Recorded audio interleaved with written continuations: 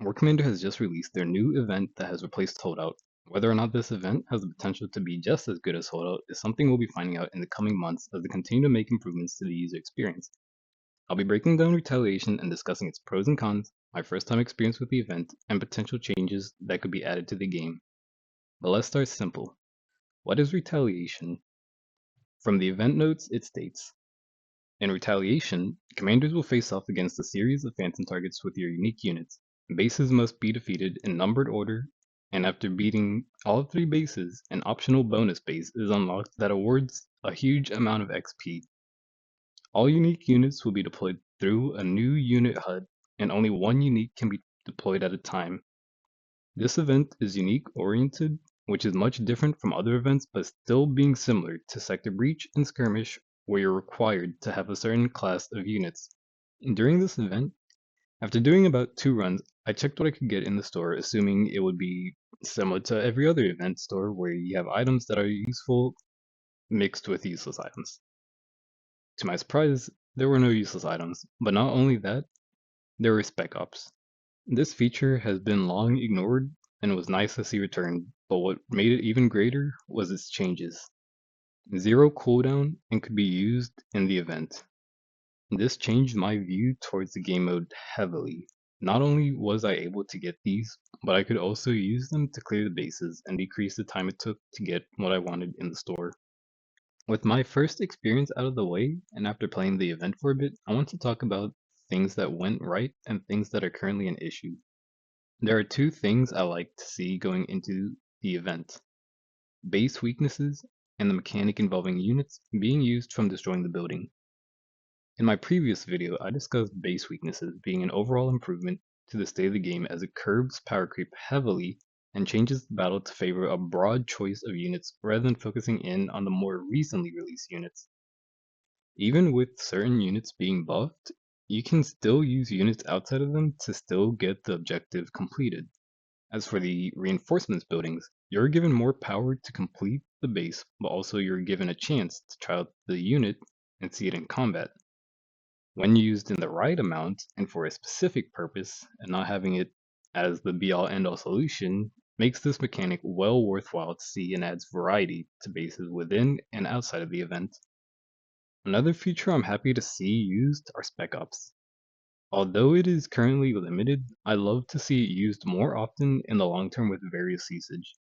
This event, however, has shown that the ops introduced can be good, but as mentioned with the reinforcements buildings, they should not be the be all end all solution. They can be the main use to help clear a majority of a base. However, it should not be at the cost of sending them into a base to clear everything with little to no trade-off. A unit is only as good as the person that controls them after all. The experience of getting unique parts was a pretty streamlined experience and didn't feel clunky, nor did it feel like I was forced into a chore. I could play whenever I wanted to get what I needed, which was something I felt was an essential piece when it came to Holdout. You didn't get punished for missing out on a 10-hour straight grind time, but instead you could take it piece by piece and still be able to do other things in the day. All of this was good, but also came with some extremely noticeable flaws. The event felt too easy for me, especially as someone that's returning. Although I have an elite Abyss PMC, I didn't really need to use them at all. The event was quickly trivialized by the spec ops and use of reinforcement buildings, which leads me to ask, are there any uniques that can do the event without support? It didn't feel like I was using my uniques at all, but instead going through a moonskaters showcase. On top of this, the event felt incredibly repetitive, which is something that is often seen in the other events, as they offer little to no variety between targets. Paired with the high prices and need to do multiple cycles, things turn to a snooze fest real fast. This is one of my biggest gripes that I hope to see changed at some point, as it's a heavy turnoff to even continue playing through an event. A game should feel like fun, feel like you're making progress and not going through a chore just to get barely anything noteworthy. With that said, warpaints are heavily overpriced and feel abysmal to get on top of all of that, but that's a rant for another day. In the store, I was expecting to see tech for the uniques, but there was nothing.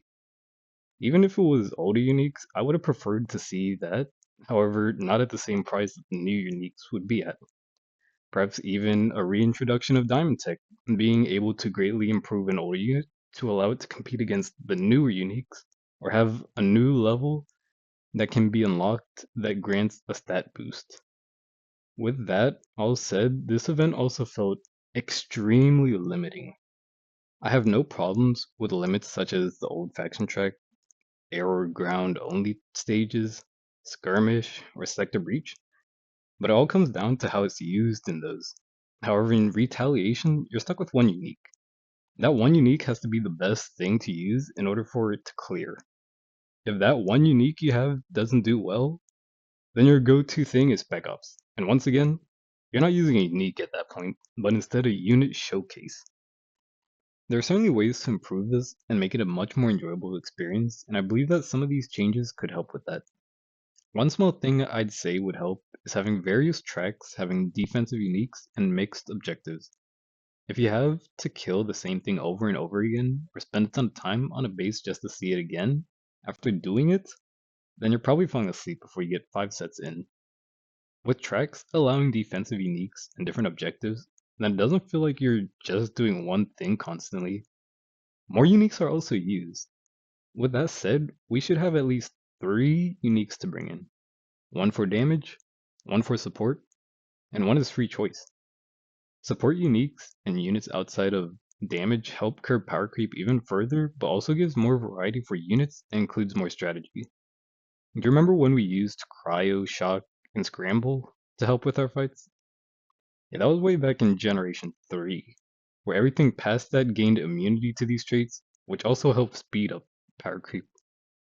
The be all end all solution that I believe would help in several areas of the game is having modifiers that you can choose that increase XP payout based on the difficulty. Increase the enemy HP by 50% or 100%, increase enemy damage by 50 or 100%, base timer goes from 12 minutes to 6, enemy range increased by 25, when a certain enemy is killed spawn a different enemy, reinforcement buildings no longer spawns allies, certain enemy unit increases surrounding units' fire rate by 25%, different enemies now seen on the map, etc.